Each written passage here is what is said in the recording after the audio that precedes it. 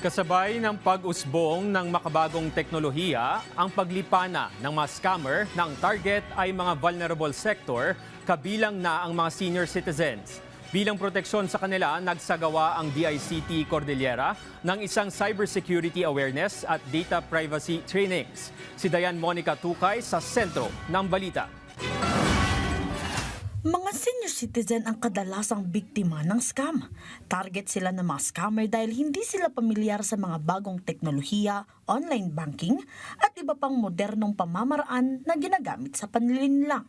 Upang mabigyan ng wastong impormasyon ng mga senior citizen patungkol sa scam na naglipana sa panahon ngayon, pinapalakas ng Department of Information and Communications Technology ang kanilang education campaign para sa mga senior citizen.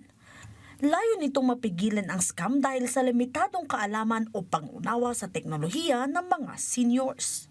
I believe is very effective, and we already trained a lot of senior citizens when it comes to the use of their phones, their applications, and of course cybersecurity awareness. And after the session, we really ask them if they really understand. Base sa datos ng DICT, aabot sa mahigit 280 na seniors ang nabigyan ng oportunidad para magsanay sa cybersecurity awareness sa rehiyon. Kaya naman, inaanyayahan ang mga residente sa cybersecurity awareness at data privacy trainings.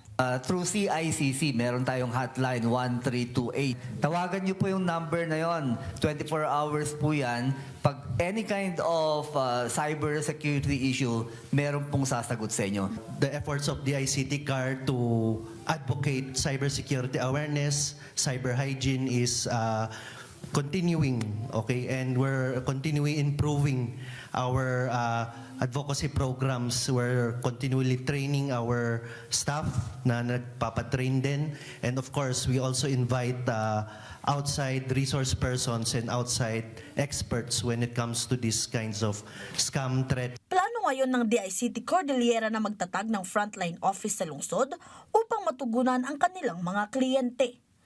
Dayan Monica Tukay para sa Bayan.